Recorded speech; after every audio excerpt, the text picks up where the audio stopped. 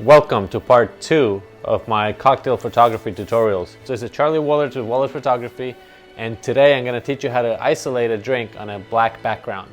It's very similar to last week's video when we isolated on white. It's just completely different. So let's go.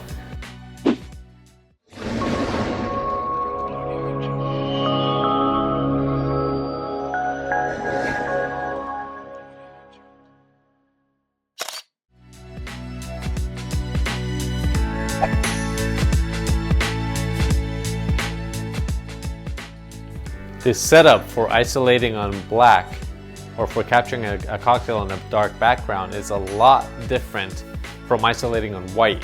And that's because you want to try to keep as much light away from the background as possible. See, when you're isolating on white, your main goal is to light up that background.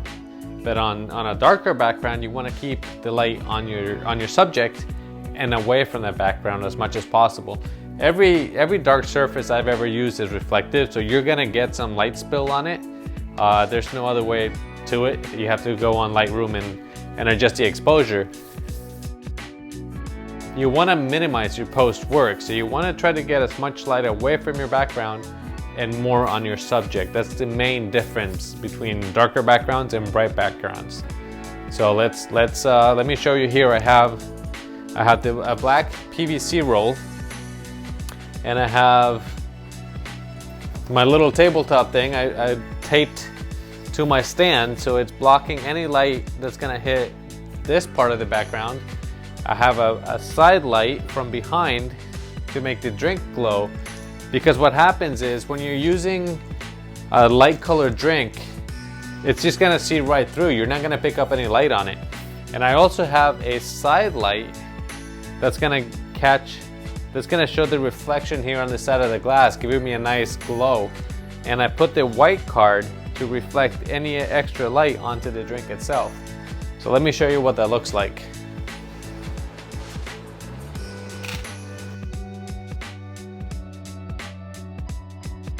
In this case, if I use a front light, it's gonna cause my drink to glow and it's gonna look nice, but it's also gonna throw light onto the background and that's gonna look strange. It's gonna get different glows and different things on the edge. It's gonna be a lot harder to remove in post, which is why I got all the lights to the side and from the back. If I need to add any light to the front of the drink, I can use this white card and just move it to where it bounces enough light to give me contrast and detail on the side of that drink. But otherwise, I wanna keep the lights away from the background and towards the drink.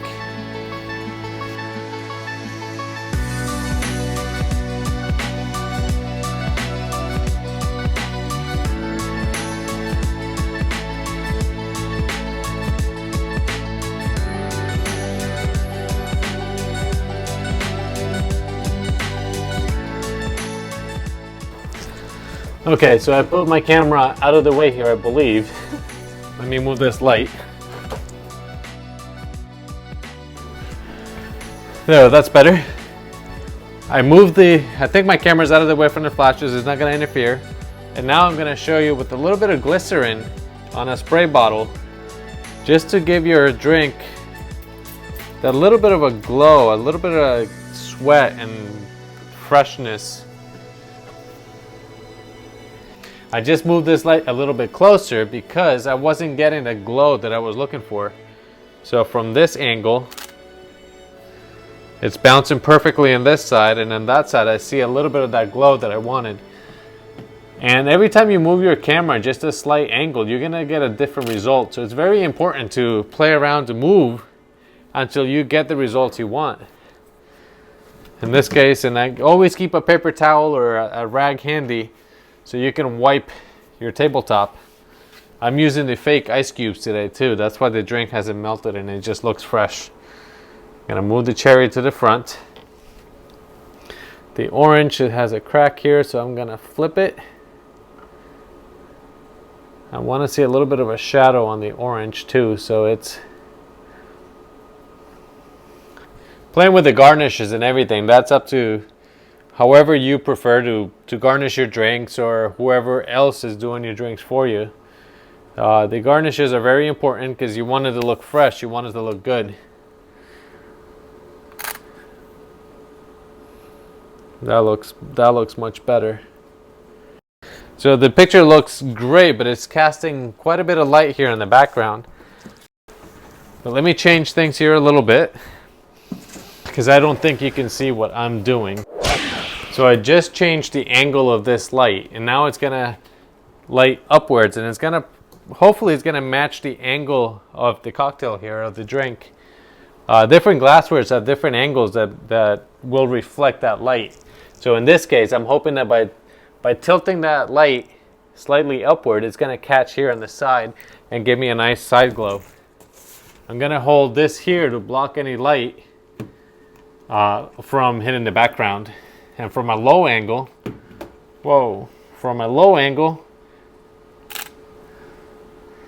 it should give me a nice looking image. Just as when you're shooting on a white background, the type of glass and the color of the drink is gonna have a lot to do with how you shoot. When you're shooting different colored drinks and different shaped glasses, you are gonna have to adjust things because the reflections are not gonna be the same. So this is just, again, trial and error. Just play with the lights. Once you figured out how to light your drink and not your background, then you can start playing around with different angles and different lights and reflectors just to get a better look for every image. But let me show you just a couple of tricks when you're shooting with beer, because beer is a lot different, especially when it's a light beer.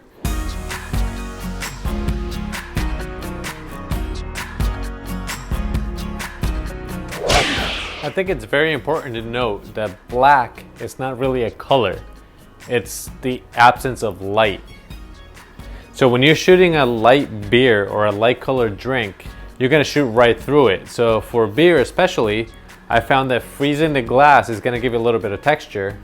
Adding a little bit of salt, like I showed you in the previous video, is gonna give you more texture, a little bit more fizz. And if that doesn't work, then adding a little bit of paper in the back. I'll show you here what it looks like, but I cut out a little piece of paper, just slightly smaller and shorter than the glass itself. And by placing this behind it, this is gonna reflect light back through the glass, and your beer is gonna pop. So I'm gonna show you what that looks like here in practice. So I don't know if you can see it on the video, but it really makes the beer glow. And the main thing is just to hide. That's why I cut it just slightly shorter, and if I'm shooting at a lower angle, I don't see the paper behind the beer, and it gives me a very nice glow on the finished product. So it's just very simple. It's just a little piece of paper, and you could cut it to shape. If you have a different shaped glass, just make sure to cut it a little bit smaller. I've actually done cutouts and bends and everything for different shape glasses. So it's just one of those quick tricks. And as I said, a little bit of glycerin is going to make the drink pop, and a little bit of salt is going to make it effervesce a little more and give you that fresh poured beer look. It is afternoon, so cheers.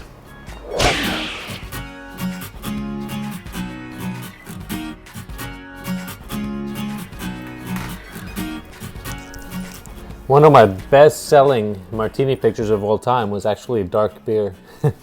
It's dark beer with an orange twist, and that's been one of my best sellers for years. So feel free to try different things. You know, something that just looks, a dark beer and a dark background just pops. And if you add a few lights or blurred bokeh in the background, which is my next video, then I can show you how to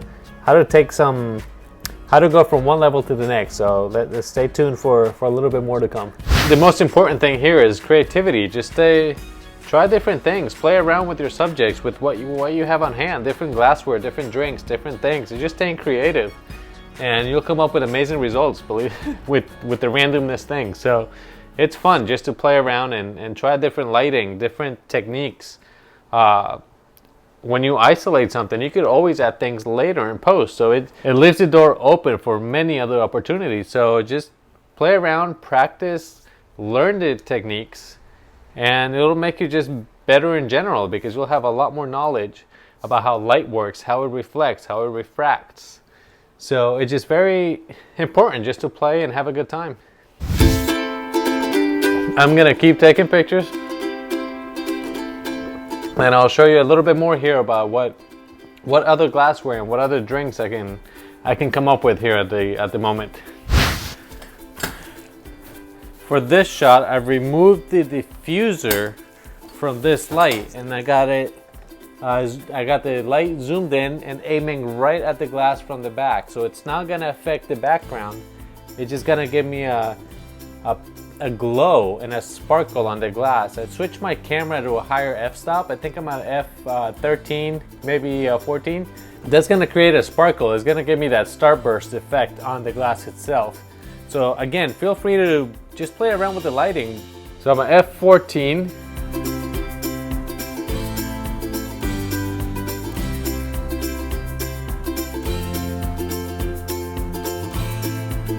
Small things like this, like changing your light and moving it closer, changing your aperture, it's gonna just give you a different look. And I think that's very important, is to experiment for different drinks, try different things. Otherwise, every image looks the same. And yes, some people like that. If you're shooting for a catalog, if you're shooting for a restaurant, they might want every image to look the same. But for me, I prefer to experiment and try different things. Different drinks are gonna look better with different backgrounds. You might want to add a sparkle here and there, and that's depending on your aperture. So to change your aperture, changing your settings, moving your lights closer or further away, it's going to give you different results. It's difficult when you don't have the room. I understand that, because believe me. But practice is the only way to get better. Just remember that dark backgrounds are going to be very difficult to photograph light colored drinks. Like in the case of this glass of whiskey. So this is what I started with. I added a little bit of tape to the back of that glass, a little bit of white tape, and it glows.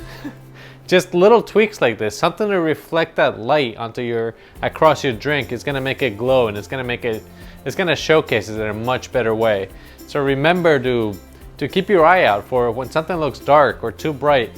In the case of a martini, shake it real hard, freeze the glass, make sure there's something on that glass that's gonna show that light. Otherwise, you're just gonna see right through it. Add a little bit of olive juice, make it a dirty martini.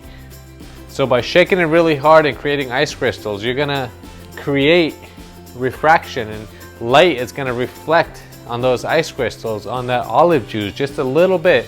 And that's gonna be enough to show that drink and highlight it in a much better way. I think that's it for this video. I think I covered pretty much everything about shooting on a dark background. If I didn't, leave me a comment, let me know, and I'll make another video and I'll get a little bit deeper. This is a very complicated subject, and it's very difficult to wrap my head around every scenario. I try to do different glasses, bottles, every trick from salt to tape on the back of a whiskey glass. So I think I covered everything, but again, this is part 2 of a multi-video series. So if you like this video, please subscribe. Please click that like button. Stay tuned, there's a few more to come. And that's it. Thank you very much for watching, and we'll see you next time. Bye.